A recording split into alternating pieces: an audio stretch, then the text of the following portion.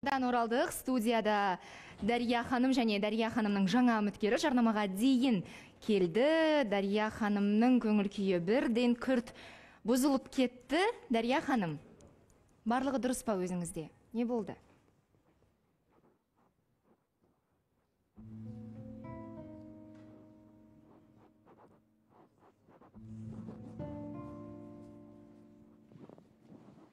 Жаңа Талап мырза, енді жас айырмашылығын өзіңізде көріп тұрсыз ғой? Ол жаста емес шығар, бірақ адамгершілігіне, несіне өңіліп қарап, ол дұрыс қой, бірақ сондай көріп бір решение құруға болады ғой, бірақ енді 25 жас деген тым көп сияқты бәрібір. Менің мамам мысалы 35 жас кіші болған. Мен содан шыққан негізінде аламын. Дария ханым, өзіңіз айтсаңыз.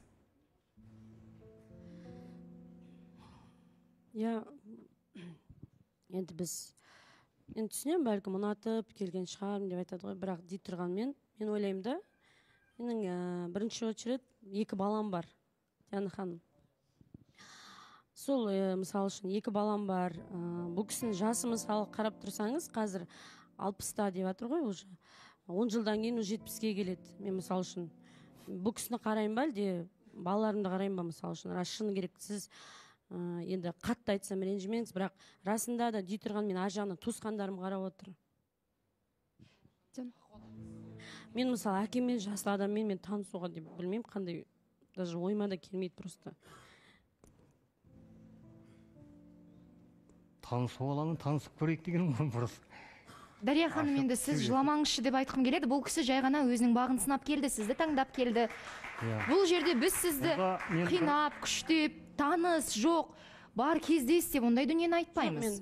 Онда бір ән айтып берейін енді, не болғанда. Онда бір ән? Ал жарайды, онда бір ән? Қазір мен айтып алайыншы, кешіріңіз, мен ештеңе айтып тұрған жоқпын сіздерге де, бұл кісіге де, мен түсінемін бәрін. Бірақ мен ойлаймын да, мен жасым 34-те, мен таңдауға деген нем бар шығар, бәлкім қате айтып тұрмын ба, білмеймін. Мен өзімді ойлаймын да, осы жасқа келіп, ән айтып берем, не ма, ән айтсын ал. Ал жаңа Талап мырза, домбыраңызды арқалап келген екенсіз, енді домбыра болғаннан кейін ол міндетті түрде тартылу керек. Осы жерден былай айта берейін ба?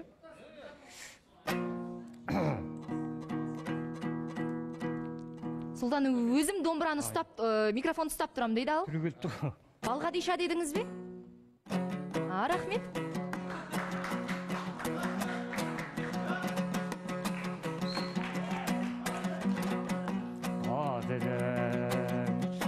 Абырайдың Балғадишай,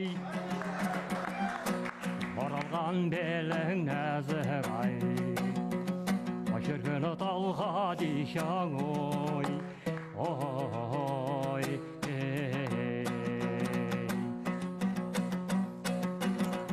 сексен қыз серуенге шықса дағай,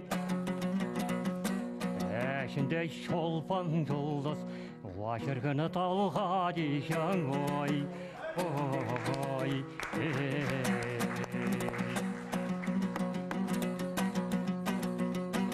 дегенде Балғадишай, Балғадишай, боларсың біздің сөзге шіркін ай Зарғадишаң ой, ой,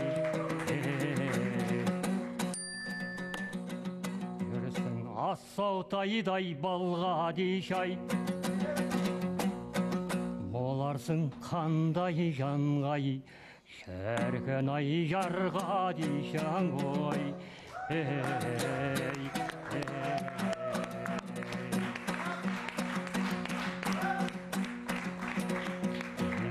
Балғадишай, Балғадишай,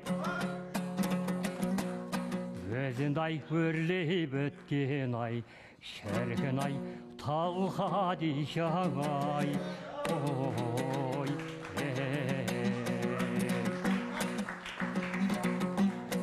бір емес 2 ай жеңден келіп тұр ғой, алықсат бізден сізге шіркін ай Барғадишаң ой,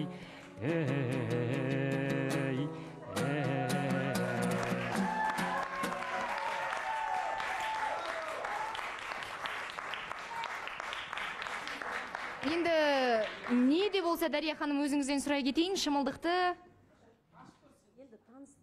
Ау, микрофонға айтып жіберсеңіз. Енді сыйластық ретінде ашып, қол алысып көрейік. Ал, жарайды. Таныстық үшін шымылдық ашылсын дейді. Жаңа Талап мырза.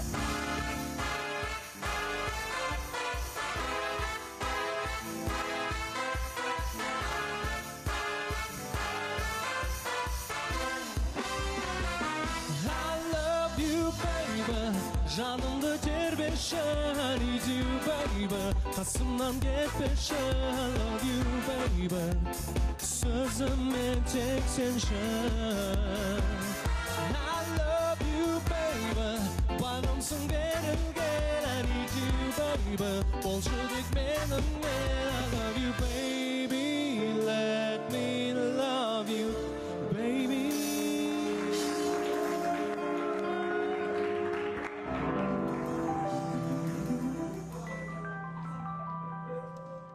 Диана ханым. Саламатсыз ба? Танысқаныма қуаныштымын. Сіз Диана ханым, кешірім шығып кетейінші өтінемін. Ау, Шығып кетейінші, пожалуйста. Кешірім сұраймын сізден.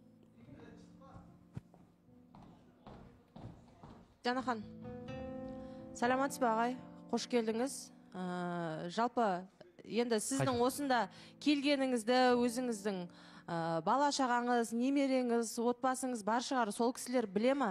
Және де осындай жас қызға, жас келіншекке келіп тұрғаны, о кісілердің көзқарасы қалай? Сіз енді өзіңіз жарай сырттан енді ұнатып келіп тұрсыз. Дегенмен де осы тірлігіңізді сіздің осы жасқа келген кезіңізде өз басыңызда немере бағып отыратын, үйде отыратын жасыңызда өстіп келгеніңіз ұят деп өз басыңызға санамадыңыз ба? жоқ, ұят, қалай ұят? Енді ол жаңғыздықтан кейін келіп жатырмын ғой. Мен танысу алаңы. Диана ханым, мен айтып кетейінші, бұл жерде бар ғой. Мен Дария ханымды тіпті түсініп отырған жоқпын. Кешіріңіз. Қош келдіңіз, иә? Біздің енді ауыр болса да айтайын, Қазақстанда бір қоғамда бір андай понятие бар да, бір любой человек в любом возрасте имеет право на счастье, на выбор. Жаңа Дария ханым, сіз өзіңіз айтып отырсыз. Қазір өзіңіз айтып отырсыз, 34-темін, я имею право на выбор деп. Бұл кісі да 60-та болса да имеет право на выбор. Сізді таңдап келіп отырсыз. Қазір мен Хотя бы сыйластық танысуыңыз керек. Меншінбей андай жылап не істемей. Мөлдір, мен сені тағы да өтініп сұраймын, кішкене мен тарапыма бір сыйластық болса екен деп, иә. Мен сұранып шығып кеткен себебім, расы керек, Диана ханым, бұл кісінің түр әлпеті мен әкеме ұқсайды тұрсын. Моля, Шыдай алмай қалдым мен. Расы керек. Мен әкемде де мұрт болатын енді. Сондай прям жаман болып қалдым, состоянием көрген кезде. Жоқ, сіз қатты нағылмаңыз енді. Жоқ, сіздің кінәңіз жоқ оны. Мен просто айтып жатырмын да, сондай.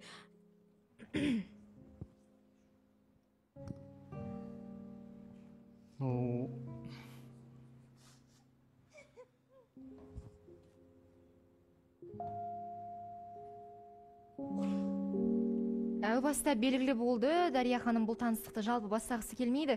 Сыйластық үшін ғана шымылдықты ашты, ол да бір ерлік Дария ханымның тарапынан. Ал Нона ханым, сізге айтарым, бұл кісі үйде отыру керек, бұл кісі немере бағу керек деп. Әркім өз өмірін өзі шешеді ғой, қайда жүреді, қай жасында не істейді.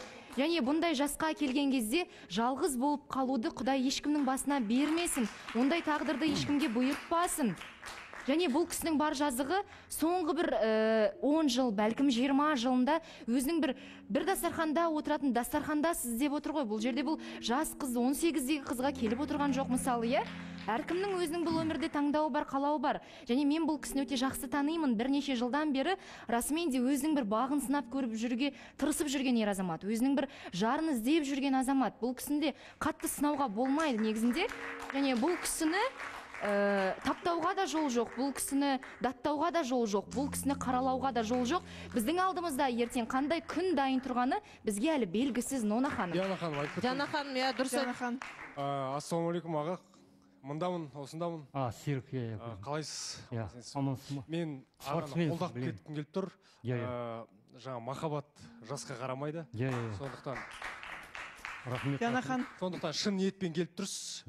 Сізге жаңа браво деген, жаңа молодец, келдіңіз, қорықпай. Енді таныстығыңыз жалғасып жатса, бәрі дұрыс болып кетсін. Диана ханым, сәлеметсіз бе, қош келдіңіз.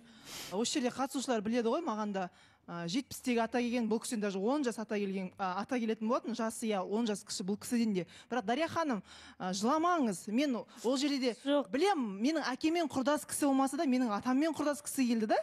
Жай ғана сыйластық ретінде аштыңыз ба, сыйластық ретінде жай ғана қоштаса аласыз. Сіздер мен түсініп жатқан жоқсыз, бұл кісіге мінім жоқ ешқандай. Просто бұл кісінің түрі мен әкемнен алмайды дедім.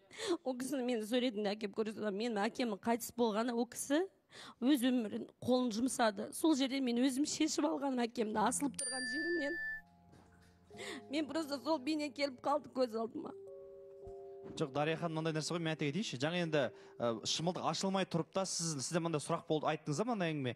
Мен сізді бағам ба, бала шағамды бағам ба деген сияқты бір ауыр әңгіме айтып кеттіңіз да. Бұл жерде мынандай нәрсе де, бұл кісі бұл жерде 18 жасар қызға келіп тұрған жоқ, бір 20 жасар қызға келіп тұрған жоқ. Арамызда жасы үлкендеу-ау, маған келеді-ау деген сияқты өзім таңдау жасап келіп отқан кісі да. Сондықтан да бұл кісіге қарап ондай ауыр әңгіме айтудың қажеті жоқ еді. Біріншіден мен ауыр әңгіме айттым ба? Айттыңыз ғой, сізді бағам ба, баламды бағам ба деген ол өте қиын әңгіме. Дария ханым, негізі. Бұл кісінің жасы өтіп бара жатыр ғой, шыны керек. Диана ханым, енді қайта айта бермей-ақ қояйық. Енді бұл кісі де айтты ғой жаңа не үшін жылағанын, бірақ қазір түсінбей отқаным мен Дария ханымды да, Нона ханымды да өздері жаңа ғана бір осыдан алдыңғы Нучоның қызына айтты да, сендер өздеріңнен үлкен адамға қалай сөйлейсіңдер деген сияқты ренжіп отырдыңыздар да, и дәл қазір өздеріңіз солай жасап отырсыздар да. Олай қатты ауыр айтудың қажеті жоқ. Сіз шымылдықты ашқаннан кейін қолын алып, осындай болды деп айтсаңыз ештеңе болмайтын еді. Дария, жылама, көңіліңді түсірме. Мен жаңа сен жасы, әкемнің жасына келеді дегеннен ақ сенің көңілің түсіп бастағанын мен сені түсінемін өте. Мына жерде не үшін шығып кеткенін білген жоқсың, Моля, сен. Сол себепті артық мына жерде отырып алып айтудың қажеті жоқ. Артынан себебін білдің, өзің өкініп отқан шығарсың енді. Нұрсұлтан. Диана ханым, мен мына жерде Дария ханымды мен өз басым түсінбей отырмын, өйткені жаңа айтып жатыр ғой, әкеме ұқсайды деп жыладым деп. Сіз шымылдық жабық тұрғанда жылағасыз негізі, бағана рекламадан кірген кезде, кішкене шындыққа тіке қарайық.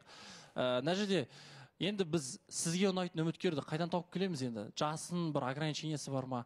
Өткенде осы Индира ханымға да 70-ге кісі келгенде, Индира ханым шығып кетпей-ақ, жыламай-ақ, құламай-ақ, осы жерде амандасып, жай ғана сыйластығымен шығарып салған болатын. Онда тұрған ештеңе жоқ. Танысуға келді ма? Сіз отказ бердіңіз ба? Онда тұрған ештеңе жоқ. Сізді ешкім аяқ қолыңызды байлап, қазір осы кісіге ұзатып жіберейін деп жатқан жоқ.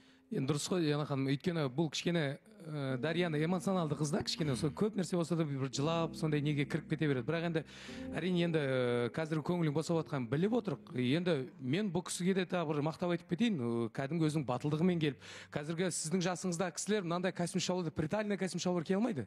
Өйткені сіздің кәдімгі мүсініңіздің өзі әп-әдемі жарасып отыр. Одан кейін кезіндегі шәмшінің кәдімгі бір бейнесі сияқты осы кісілер кәдімгі домбырамен келіп ән айтып отқан, соған да бір қошемет жасап қойды. Ой, Ізбасар мырза, айналайын, сізден рахмет. Осылай мақтап ағамызды бір марқайып, студиядан шығып кеткен күннің өзінде басын төмен салбыратпай, қайта кеудесін көкке көтеріп шығатындай сөздер, пікірлер айтсаңыздар.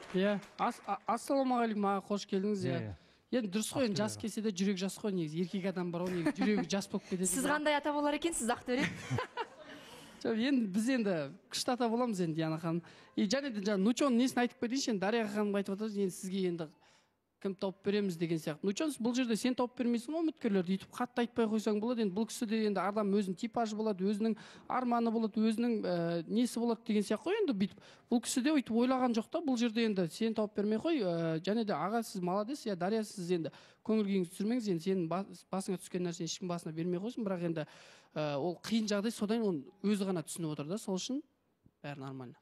Жоқ, Ақтөре, бұл жерде мен тауып бермеймін, просто Дария ханым бір как будто біздің редакцияға ма или бізге ма бір ренжіп отқан сияқты да, осы кісіні не үшін маған кіргізіңдер деген сияқты. Мен сол үшін сондай реакция берген үшін солай айттым. Бірден айтайыншы, сен қыз емессің де, бұны қыздар түсінеді, қыздардың да өзіне мысалы ұнамайтын жігіт келіп қалса да айтады ғой өзінше, мен не жастарға лайық емеспін ба не деген сияқты айтады ғой, сол сияқты ғой. Ол өзінше.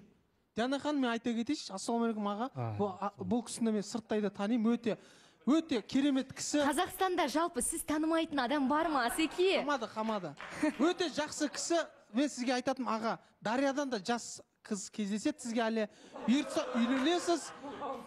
Еш уайымдамаңыз, бәрі жақсы болады сізде. Иә. Диана ханым, Айдана. Жантал апаға қош келдіңіз. Енді действительно үлкен батылдық керек. Актер айтып кетті ғой, енді жас келіп қалса да бәрімізде жаңағы жүрегіміз жас деп. Бірақ бұл жерде Дария ханымға қатты атылудың қажеті жоқ, өйткені кез келгенімізге өзімізден екі есе үлкен ер азамат келген кезде біз дәл сол халді кешуші едік.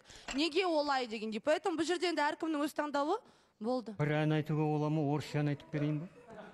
Уақытымыз шектеулі еді, ренжімесеңіз, Дария ханым, таныстық? Тоқтайды. Рахмет. Жаңа Талап мырза, көп рахмет келгеніңізге. Енді құр қол кетпей, аз да болса көп те көріңіз. Бізден сізге осындай альбени тәттісі жолыңыз болсын. Сау болыңыз.